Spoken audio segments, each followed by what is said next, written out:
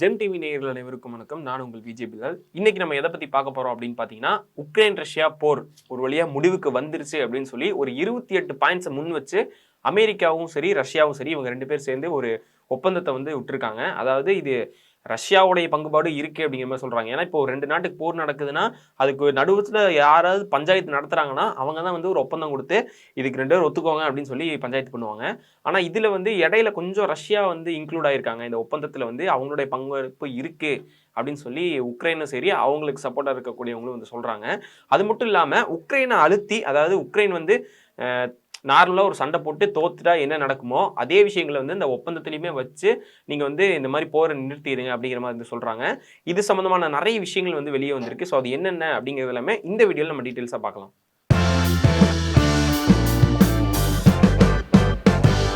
Ukraine அதுக்கப்புறம் Russia இந்த வாரம் நிப்பாட்டுறேன்னு சொல்லி ட்ரம்ப் வந்து அவருடைய ஆட்சிக்கு வந்த டைம்லேயே வந்து சொல்லியிருந்தாரு. நான் வந்து இந்த உக்ரைன் ரஷ்யா வந்து போறேன், நான் ஃபர்ஸ்ட் ஆட்சிக்கு வந்தவனே நான் வந்து நிப்பாட்டுவேன் அப்படிங்கிற மாதிரி சொல்லியிருந்தாரு. ஆனால் இன்ன வரையும் நிப்பாட்டாம தான் வந்து ரொம்ப நாளாக போயிட்டு இருக்கு. இதுக்கு வந்து நிறைய ரீசன்ஸும் சொல்றாரு. என்னென்ன என்னால் நிப்பாட்ட முடியல, இது அவ்வளோ ஈஸியான ஒரு வாரம் இல்லை, இது நிறைய பேச்சுவார்த்தைகள் எவ்வளோ பண்ணாலும் வந்து தோல்வியில தான் போய் முடியுது அப்படிங்கிற மாதிரி நிறைய ரீசன் சொல்லிட்டு இருக்காங்க. மெயினாக இந்த போர் வந்து எதுக்கு நடக்குது அப்படின்னு பார்த்தீங்கன்னா, இடங்கள் பிரச்சனை தான். எப்பவும் கூட இந்த சின்ன வாக்கிய தகராறுன்னு சொல்லுவாங்களே, அந்த மாதிரி தான் வந்து இந்த பிரச்சனையுமே வந்து நடக்குது. இந்த எல்லை வந்து எங்களுக்கு, இந்த எல்லை வந்து உங்களுக்கு, இதுக்கு தேவையில்லாம நுழையிறீங்க, அந்த மாதிரிலாம் வந்து போயிட்டு இருக்கு.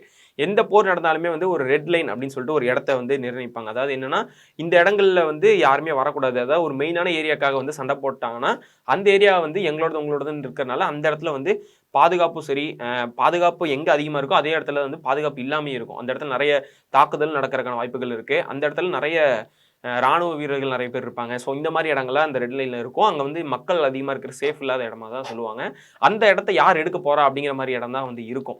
ஸோ அந்த மாதிரி இடத்துல வந்து இப்போ நிறைய இடங்களை வந்து உக்ரைனில் இருக்கக்கூடிய நிறைய இடங்களை, சின்ன சின்ன கிராமங்களாக இருக்கட்டும், நிறைய விஷயங்களை வந்து ரஷ்யா வந்து கைப்பற்றிட்டாங்க. அதாவது அந்த இடத்த வார் மூலியமா இப்போ நம்ம தமிழ்நாட்டில எல்லாம் பார்த்தீங்கன்னா, சேர சோழ பாண்டியன் அந்த மாதிரிலாம் இருப்பாங்கல்ல, அவங்க தமிழ்நாட்டில் இவ்வளோ இடத்த வந்து ஆட்சி செஞ்சிருக்காங்க அப்படின்னா எப்படி நம்ம அதை சொல்றோம்னா, ஒவ்வொரு இடமா போய் அவங்க வார் பண்ணி அந்த இடத்த வந்து அவங்க கைப்பற்றி அந்த இடத்த எல்லாம் எடுத்துக்கிட்டாங்க.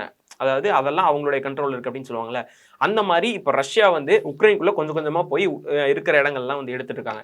எவ்வளோ வந்து எடுத்திருக்காங்க அப்படின்னு பார்த்தீங்கன்னா, கிட்டத்தட்ட 20 புள்ளி சும்மா நார்மலாக சொல்லணும்னா உக்ரைனுடைய ஒரு 100% ஒரு 0.5 அந்த சதவீதம் வந்து அவங்க எடுத்துட்டாங்க. இது வந்து பார்க்குறக்கு ஒரு சின்னதாக இருந்தாலுமே எக்ஸாம்பிளுக்கு சொல்லணும் அப்படின்னு பார்த்தீங்கன்னா, இப்போ உக்ரைனில் ஒரு 100%க்கு 20.5% வந்து உக்ரைன் எடுத்துட்டாங்க, அதாவது ரஷ்யா எடுத்துட்டாங்க அப்படின்னு வச்சுக்கோங்க. இப்போ வந்து இந்த ஒப்பந்தத்தில் ஒரு மெயின் பாயிண்ட் என்ன இருக்குது அப்படின்னு பார்த்தீங்கன்னா, உக்ரைனுக்கும் இந்த ரஷ்யாவுக்கு இந்த போர் நடந்த அந்த இடங்கள் இருக்குல்ல, அதாவது ரஷ்யா கைப்பற்றின இடம், இந்த இடத்துல 2.5% வந்து பிடிச்சிருக்காங்க அப்படின்னா 5% அந்த 0.5% வந்து நான் உக்ரைனுக்கே திருப்பி கொடுத்துட்றேன், நாங்கள் பிடிச்ச இடத்துல திருப்பி கொடுத்துட்றேன், மீதி 20% அந்த இடத்த வந்து நாங்களே எடுத்துப்போம் அப்படிங்கிற மாதிரி வந்து சொல்லியிருக்காங்க. இது வந்து அதாவது இந்த ஒப்பந்தம் வந்து எப்படி இருக்கு என்ன அப்படிங்கிறது வந்து உக்ரைனுடைய அதிபர் அவர் வந்து படிச்சு பார்த்துருக்காரு. எல்லாமே டீட்டெயில்ஸாக அவங்க நாட்டில் இருக்கிறவங்க எல்லாருமே வந்து படிச்சு பார்த்துருக்காங்க.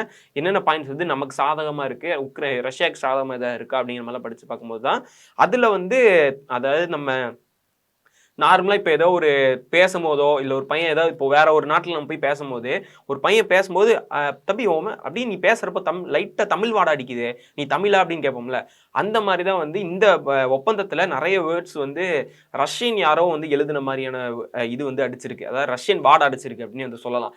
அது சம்மந்தமாக என்ன தெரியுது அப்படின்னு பார்த்தீங்கன்னா, இந்த ஒப்பந்தத்தை வந்து யார் கிரியேட் பண்ணியிருக்கா அப்படிங்கும்போது கிரியேட் பண்ண இடத்துலையுமே வந்து ரஷ்யாவை சேர்ந்த யாரோ ஒருத்தவங்க வந்து இருந்திருக்கிறாங்க. ஸோ அதனால இது அப்படி தெரியுது அப்படின்னு வந்து சொல்லியிருக்காங்க. அது மட்டும் இல்லாமல் இதில் வந்து உக்ரைனை அழுத்தம் காட்டி ரஷ்யாவுக்கு வந்து சாதகமாக இருக்கிற மாதிரி வந்து இதில் நிறைய பாயிண்ட்ஸ் வந்து இருக்குது அப்படின்னு வந்து சொல்லியிருக்காங்க. அதாவது இப்போ வரை கைப்பற்றின இடத்துல வந்து ரஷ்யா எடுத்துக்கிற மாதிரியும், அதுக்கப்புறம் அதில் கொஞ்சம் இடம் மட்டும் உக்ரைனுக்கு திருப்பி தர மாதிரி, இந்த மாதிரி விஷயங்கள்லாம் நிறைய இருக்குது அப்படிங்கிற மாதிரிலாம் சொல்லியிருக்காங்க. மக்கள் சேஃப்டி சம்பந்தமான விஷயங்கள் வந்து 2 நாட்டுக்குமே சாதகமான விஷயங்கள் தான் இருக்குது. ஆனால் ஒரு சில ஒரு 28 பாயிண்ட்ஸில் வந்து ஒரு 6-7 பாயிண்ட்ஸ் வந்து கொஞ்சம் வந்து உக்ரைனுக்கு சாதகம் இல்லாத மாதிரி, அதாவது உக்ரைனுக்கு சாதகம் இல்லாமல் ரஷ்யாவுக்கு சாதகமாக இருக்கிற மாதிரி வந்து இருக்குது. ஸோ அதை வந்து முன் வச்சிருக்காங்க. இதில் வந்து உக்ரைனுக்கு சப்போர்ட்டாக யார் இருக்கா அப்படின்னு பார்த்தீங்கன்னா, அமெரிக்கா ஒரு சைடு இருந்தாலுமே இப்போ வந்து நீங்கள் 2 தான் சண்டை போடுறீங்க அப்படின்னு கொஞ்சம் கொஞ்சமாக விலகிற மாதிரி தான் இருக்குது. ஃபஸ்ட்டு முழு சப்போர்ட் கொடுத்துட்டு இருந்தாரு. இப்போ வந்து உக்ரைனுக்கு ரொம்ப, அதாவது எந்த ஒரு பேச்சு, அதாவது உக்ரைன் அதிபர் வந்து ஏதாவது பேசணும்னு சொல்லி கூப்பிட்டா அப்புறம் பார்த்துக்கலாம் அப்படின்னு சொல்லிட்டு போகிற மாதிரி விஷயங்கள்லாம் நிறைய ட்ரம்ப் வந்து பண்ணிட்டு இருந்தாரு. இப்போ அந்த மாதிரி அவ்வளோக்கா கண்டுக்காத மாதிரி தான் வந்து போயிட்டு இருக்கு. இப்போ வந்து ஐரோப்பிய ஒன்றியம் அவங்க தான் வந்து கொஞ்சம் சப்போர்ட் பண்ணிட்டு இருக்காங்க உக்ரைனுக்கு. கொஞ்சம் நாளைக்கு முன்னாடி கூட இவங்களுக்கு வந்து ஒரு பொருளாதார பிரச்சனைகள் எதுவும் வரக்கூடாது, அவங்களுக்கு உதவி செய்யலாம் அப்படின்னு சொல்லி $135 பில்லியன் வந்து அமெரிக்க மதிப்படி $135 பில்லியன் வந்து உக்ரைனுக்கு கொடுக்கலாம் அப்படின்னு சொல்லி ஐரோப்பிய ஒன்றியத்தில் இருக்கிற எல்லா நாடுகளும் ஓகே பண்ணி கொடுக்கலான்னு இருந்துச்சு. அந்த டைம்ல கரெக்டா ஹங்கேரியுடைய பிரைம் மினிஸ்டர் அவர் எந்திரிச்சு இல்ல நான் கொடுக்க மாட்டேன், அது எதுக்கு நான் கொடுக்கணும், இந்த போர் வந்து தேவையில்லாத ஒரு போர் அப்படி இப்படின்னு நிறைய, அதாவது உக்ரைனோட இந்த ரஷ்யாவுடைய போர் வந்து ஒரு தேவையில்லாத, எப்படி இருந்தாலும் தோத்து போயிடுவாங்க அப்படிங்கிற மாதிரி நிறைய விஷயங்கள் சொல்லி வேணாம் அப்படிங்கிற மாதிரி வந்து சொல்லிட்டாரு. ஸோ இந்த போர் வந்து நிறுத்த போறதில்லை, இது தொடர்ந்து நடந்துட்டே தான் இருக்கும் அப்படிங்கிற மாதிரி சொன்னதுனால இந்த போரை இப்போ முடிவு கொண்டு வரணும்னு சொல்லி இந்த ஒப்பந்தம் விட்டுருக்காங்க. இது வந்து நான் முன்னாடியே சொன்ன மாதிரி ஒரு 20.5% 0.5% தான் உக்ரைனுக்கு வர மாதிரி இருக்கு, மீதி 20% ரஷ்யாவுக்கு போற மாதிரி இருக்கு அப்படின்னு சொல்லிட்டு இது சம்பந்தமா வந்து நான் ட்ரம்ப் கிட்ட நான் வந்து பேசணும் அதாவது அப்படின்னு சொல்லி உக்ரைனுடைய அதிபர் வந்து கேட்டிருக்காரு.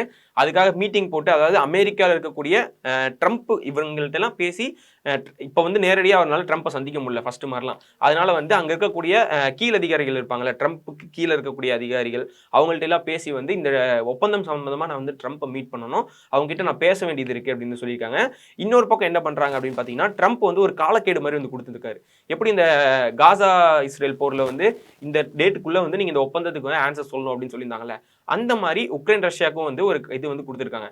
ரஷ்யா வந்து இதுக்கு ஓகே பண்ணிட்டாங்க. ஏன்னா இது உருவாக்குனதே பாதி, அதாவது அமெரிக்காவில் இருக்கக்கூடியவங்களும் அப்புறம் ரஷ்யாவில் இருக்கக்கூடியவங்க 2 பேர் சேர்ந்து தான் வந்து இந்த ஒப்பந்தத்தை உருவாக்கியிருக்காங்க அப்படிங்கிற ஒரு பேச்சு ஒன்று போயிட்டு இருக்கு. ஸோ அதனால அவங்க ஈஸியாக இதில் ஒத்துக்கிட்டாங்க அப்படின்னு தான் சொல்றாங்க. ஆனால் உக்ரைன் மட்டும் இதுக்காக வந்து பேச்சுவார்த்தை நடத்தணும், இதில் கொஞ்சம் பாயிண்ட்ஸ்லாம் மாற்ற வேண்டியது இருக்கு அப்படிங்கிற மாதிரிலாம் சொல்லிட்டு இருக்காங்க. ஸோ இதனால வந்து ட்ரம்ப்பை சந்திச்சு பேசணும், அவர்கிட்ட கொஞ்சம் திருத்தங்கள்லாம் வந்து பண்ண வேண்டியது இருக்கு, நிறைய கேள்விகளும் எனக்கு கேட்கணும் அப்படிங்கிற மாதிரி வந்து சொல்லியிருக்காரு. அதுக்காக வந்து நாங்கள் பேசுகிறோம், நாங்கள் வந்து ட்ரம்ப் கிட்ட போய் சொல்கிறோம் அப்படிங்கிற மாதிரி வந்து அந்த கீழே இருக்கக்கூடிய அதிகாரிகள் நிறைய பேர் வந்து பேசியிருக்காங்க.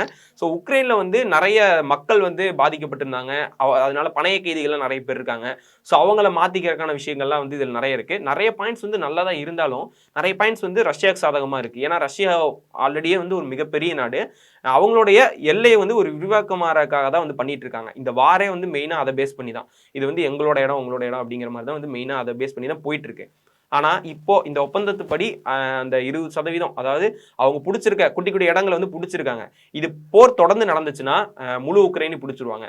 அப்படி இந்த ஒப்பந்தத்தோட நிப்பாட்டினா பாதியோட போயிடும். அதாவது பந்தத்தோட போட்டுடா அப்படின்னு சொல்லி விட்டா போகும். இது அவங்க பிடிச்சிருக்க இடம் வரையும் அவங்க எடுத்துப்பாங்க. அப்படி இல்லை எனக்கு இந்த ஒப்பந்தத்தில் சரியில்லை அதுன்னு ஏதாவது குடசல் கொடுத்தீங்கன்னா நாங்கள் முழுசாக எடுத்துருவோம் அப்படின்னு சொல்லி ஒரு மிரட்டுற வகையில் தான் இந்த ஒப்பந்தம் இருக்குது அப்படின்னு சொல்லி வேற நிறைய பேர் வந்து சொல்லிட்டு இருக்காங்க.